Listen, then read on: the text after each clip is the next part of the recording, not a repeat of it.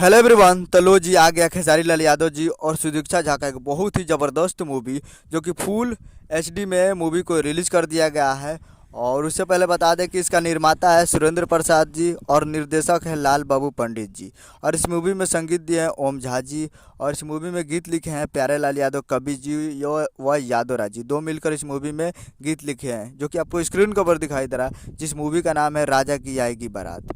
और आज full HD में मूवी को रिलीज कर दिया गया है। फुल मूवी रिलीजिंग ऑन 25 फरवरी एट 6:30 AM पे, यानी आज 25 तारीख को सुबह 6:30 पे फुल मूवी को रिलीज कर दिया गया है।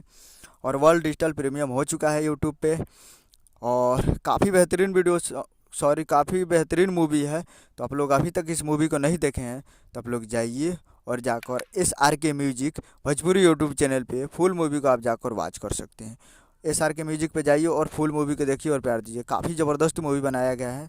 देखिए, इमोशनल कॉमेडी और रोमांस से भरा मूवी है, तो जाइए और जाकर देखिए। उम्मीद कर रहा हूँ कि वीडियो अच्छा लगा तो चैनल को सब्सक्राइब कर बेल आइकन प्रेस कर दीजिए, कैसे खेसारी लाल यादव जी का लेटेस्ट न्यूज़ लाते रहे। और वीडियो अच्छा लगा हो तो वीडियो को एक लाइक कर दीजिए।